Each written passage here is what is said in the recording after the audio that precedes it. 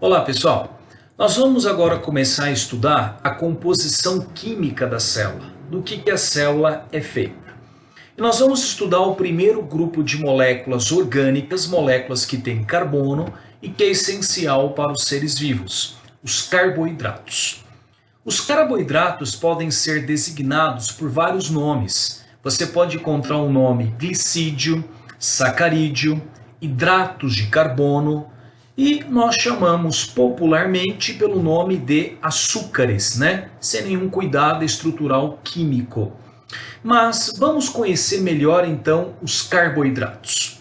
Os carboidratos no nosso planeta são formados principalmente pelo processo da fotossíntese. Lembra que quando a planta pega gás carbônico, água e energia luminosa, ela vai produzir glicose, que é um carboidrato, mais o oxigênio. Então a fotossíntese é o grande produtor de carboidratos do nosso planeta. E quais seriam as funções que os carboidratos têm nos seres vivos? A primeira função, amigos, é servir como fonte de energia. Vamos fazer uma comparação. Ao longo da evolução, a seleção natural ela escolheu 3 moléculas que o nosso corpo usa essencialmente como fonte de energia. Vamos falar assim, combustíveis para o nosso organismo, que é um motor. O primeiro grupo de moléculas da onde nós retiramos energia para viver são justamente os carboidratos. É a primeira molécula energética do corpo. Se o nível de carboidrato reduzir, o nosso corpo vai utilizar como segundo combustível, como segunda gasolina, os lipídios, as gorduras. Se o nível de lipídio reduzir, o nosso corpo utilizará mais como terceira molécula energética as proteínas. Portanto, na ordem, carboidratos, lipídios e proteínas são moléculas que nós usamos como fonte de energia. Tudo bem? Na verdade, amigos, nós usamos as 3 ao mesmo tempo. O que muda é a quantidade, é a intensidade. Nós usamos mais carboidratos, depois lipídios e, por último, proteína. E olha como é verdade. Quando nós queremos emagrecer, entramos num regime, nós, de maneira adequada, que deve ser feito com acompanhamento, indicação de um médico ou nutricionista, nós vamos reduzir a ingestão de carboidratos. E como é que reduzindo a ingestão de carboidratos, a gente tende a emagrecer? Ora, se eu reduzir a ingestão da primeira molécula energética, o nível de carboidrato cai. O que meu corpo terá que fazer mais? Ele vai queimar mais a segunda e a terceira gasolina, combustível. Quem é o segundo combustível? É a gordura. Reduzindo o nível de carboidrato, eu começo a queimar mais lipídio, mais gordura. Olha o mecanismo básico do emagrecimento. Então, carboidratos é a primeira linha energética como fonte de energia do nosso organismo. Tudo bem? Amigos, aí nós temos também que os carboidratos podem ter papel estrutural. Alguns carboidratos formarão estruturas. Nós podemos citar como exemplo a celulose, que forma a parede celular dos vegetais. Parede celular vegetal é composta de celulose. A celulose é um carboidrato, é um polissacarídeo, como nós veremos. Portanto, tem também carboidrato o papel estrutural. Nós dividimos essencialmente os carboidratos em 3 grandes grupos, dependendo o número de moléculas. Vamos conhecê-los? O primeiro grupo de carboidratos são os monossacarídeos. Como o próprio nome está dizendo, monossacarídeos, eles são formados por uma única molécula. Eles são reconhecidos por essa fórmula, CnH2nON. E esse N, ele vai variar de 3 até 7. Por exemplo, se eu trocar o N por 3, eu vou ter C3H6O3. Esse monossacarídeo que tem N valendo 3 é chamada de triose. Se a gente trocar por 4, C4H8O4, uma tetrose. Por 5, C5H10O5, pentose. E aqui destaca a pentose, que a pentose é uma molécula que vai entrar na constituição dos ácidos nucleicos. DNA e RNA, que nós estudaremos futuramente, apresentam esse monossacarídeo pentose na composição. N valendo 6, C6H12O6 é uma hexose. Talvez as mais conhecidas exemplos de hexoses são a molécula de glicose, frutose e galactose. Encontrado no mel, em frutas, na composição do leite, nós temos a hexose. O mais famoso aqui de todos é a glicose, que nós verificamos como produto do processo fotossintético. E quando o N vale 7, eu tenho C7H14O7, uma epitose. Os monossacarídeos, amigos, como eles são formados por uma única molécula, eles não necessitam sofrer digestão. Assim que o monossacarídeo chega no nosso intestino, ele é absorvido diretamente. Não tem que passar por digestão enzimática, como os outros carboidratos terão. Vamos ver um próximo grupo. Olha, o próximo grupo é chamado de oligossacarídeos. Oligo quer dizer pouco, alguns. Os oligossacarídeos são carboidratos formados pela união de alguns monossacarídeos, precisamente de 2 até 10. Então, se eu pegar 2 moléculas de glicose e juntar, 3 moléculas de glicose e juntar 4 até 10, eu estou formando um oligossacarídeo. Olha, ainda bem que a gente não precisa memorizar todos os oligossacarídeos de 2 até 10. Imagina o trampo. O seu vestibular, ele acaba cobrando os oligossacarídeos que têm 2 monos na composição. E esses oligos que têm 2 monos são conhecidos pelo nome de disacarídeos. Vamos ver? Olha só, os disacarídeos mais famosos que nós temos são a sacarose, a lactose e a maltose. A sacarose, ela é formada pela união de uma molécula de glicose com uma molécula de frutose. Nós vamos encontrar a sacarose formando o açúcar da cana e o açúcar da beterraba. O docinho da cana, o docinho da beterraba é a sacarose. Já por ser um disacarídeo, a sacarose não é absorvida diretamente. Ela tem que sofrer digestão. No nosso intestino, nós temos a enzima chamada sacarase, que vai pegar a sacarose que nós ingerimos, vai digerir numa reação de hidrólise, que necessita da presença da água, e vai libertar a glicose e a frutose. O que nós vamos absorver, então, é a glicose e a frutose, e não a sacarose. Outro disacarídeo é a lactose presente no leite. O leite não parece doce para nós, mas ele tem carboidrato.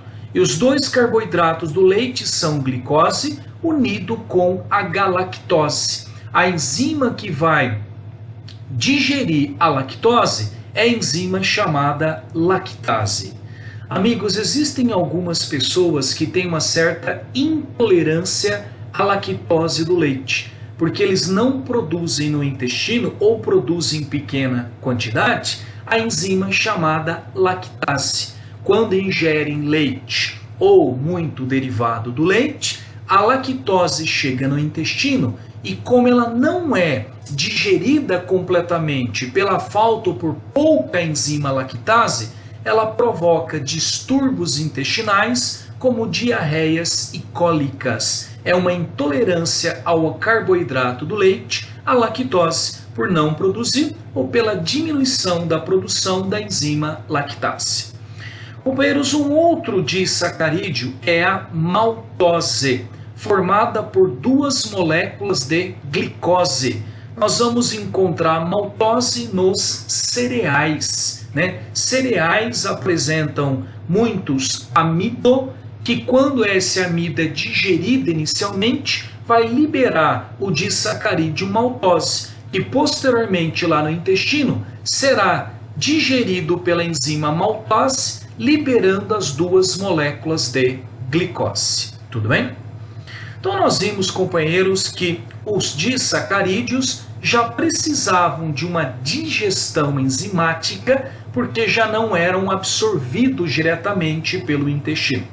Agora nós temos um grupo grande de carboidratos, um grupo formado por várias e várias moléculas de monossacarídeos, que são os polissacarídeos. Os polissacarídeos, como você vai ver comigo, eles são formados por várias moléculas de mono. Só que vários é muito vago. Quantos monos tem que estar unidos para ser considerado polissacarídeo? Lembra que o oligosacarídeo é de 2 até 10. Então, para ser poli, tem que ter mais de 10 monossacarídeos unidos. Na verdade, companheiros, todos os 4 polissacarídeos que eu vou te mostrar têm mais de 1.500 moléculas de glicose na composição.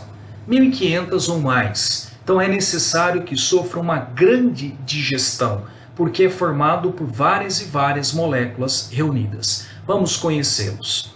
Companheiros, os polissacarídeos, nós temos aqui como principal o amido. Nós, animais, comemos amido. Nós comemos amido quando nós comemos a batata, quando nós comemos a mandioca, o arroz, não é? A maisena é amido de milho. Então, nós, animais, comemos amido. Só que nós animais, nós não fabricamos amido. O amido é uma reserva energética vegetal. É uma reserva energética da planta. A planta que vai estocar esse amido. Nós até comemos, nós animais, mas não fabricamos. O amido é um estoque energético da planta. Para que ela vai usar? Para o momento de necessidade. Vamos supor que ela não está conseguindo, por algum motivo, fazer fotossíntese. E naquele momento que ela não está conseguindo fazer fotossíntese, ela precisa ainda de carboidratos para viver. Da onde que ela vai conseguir esses carboidratos? Ela vai pegar o amido que ela estocou, com 1.500 moléculas de glicose, ela vai quebrar esse amido e vai retirar as moléculas de glicose para que ela possa conseguir energia nesse momento de dificuldade. Nós, animais, nos aproveitamos e consumimos esse amido, que será digerido inicialmente pela enzima amilase no nosso organismo. Assim como as plantas apresentam uma reserva energética emergencial, nós, animais, também temos, chamado de glicogênio. O glicogênio que nós estocamos principalmente no fígado e nos músculos, formado por cerca de 30.000 moléculas de glicose. Nós, animais, utilizaremos esse glicogênio também em momentos de necessidade. Vai que amanhã você não consegue, por exemplo, almoçar. Antes que você fique desmaiando por aí, o teu corpo vai pegar o glicogênio que você estocou lá no seu fígado, vai degradar esse glicogênio e vai retirar as moléculas de glicose que você vai utilizar para conseguir energia, para tocar o barco durante mais algum tempo. Aliás, importante aqui, irmãos, 2 hormônios famosos que estão envolvidos com esse guardar ou degradar o glicogênio, principalmente no fígado, é a insulina e o glucagon. A insulina e o glucagon são hormônios envolvidos com essa formação do glicogênio no fígado, aqui no caso a insulina, ou a degradação desse glicogênio, fazendo com que a glicose volte para a circulação, no caso o glucagon. Tudo bem? Agora nós vamos ver que existem também polissacarídeos que têm função estrutural, como a celulose. A celulose é um polissacarídeo que ela vai formar a parede celular vegetal. É uma estrutura para a planta, tem papel estrutural. Você está vendo nessa imagem aqui fibras de celulose. Quando a gente fala que a indústria de papel retirou a celulose do eucalipto ou do pinheiro para fazer o papel, ela retirou essas fibras aqui, que são nada mais do que várias e várias moléculas de glicose formando um carboidrato chamado de celulose. Amigos, nós animais nós não produzimos a enzima celulase para degradar a molécula de celulose. Nós não temos. Apesar disto, alguns animais, como os ruminantes, o boi, a girafa, a cabra, elas contêm bactérias na sua flora intestinal, numa relação de mutualismo, que fabrica enzimas celulase que vão digerir a celulose para esses animais, numa troca de favores, uma relação obrigatória com interdependência, chamada de mutualismo. Em nós, seres humanos, a celulose ela é conhecida popularmente pelo nome de fibra, e é conhecido que ela ajuda a estimular os movimentos peristálticos necessários para a mobilidade, do bolo fecal e também na evacuação das fezes. Então a celulose, apesar de não ser digerida por nós seres humanos, ela tem bastante um fator importante nesses movimentos peristálticos. Já tem questões de vestibular cobrando por que uma alimentação rica em fibras ajuda a diminuir o nível de colesterol. Você vai ver, irmãos, depois na aula de lipídios, que parte do colesterol é absorvido a nível intestinal. E uma alimentação rica em fibras, rica em celulose, acaba segurando durante a passagem do nosso intestino várias moléculas de lipídios, entre elas colesterol, não deixando com que elas sejam intensamente absorvidas a nível intestinal. Então, saindo com as fezes. Então, aí está a relação. Alimentação rica em fibra ajuda a diminuir o nível de colesterol. Essas fibras, essa celulose, acaba segurando parte, dos nutrientes lipídicos e acaba saindo com as fezes, diminuindo a absorção a nível intestinal. Beleza? Companheiros, outro polissacarídeo também de papel estrutural é a quitina. A quitina é um polissacarídeo que, além de ter carbono, hidrogênio e oxigênio, como todos os outros carboidratos, contém também nitrogênio na composição. E ela vai formar o exoesqueleto de artrópodes, como de crustáceos, aqui no caso de insetos e aracnídeos. Olha aqui, é o exoesqueleto de uma cigarrinha, olha só, feito de quitina, um carboidrato, e também a parede celular de fungos. A parede celular de fungos é também formada por quitina, polissacarídeo, ok? Então, amigos, esses são os carboidratos. Não esquece depois, no finalzinho, de fazer a tarefa certinha para você fixar tudo isso, ok? Bom,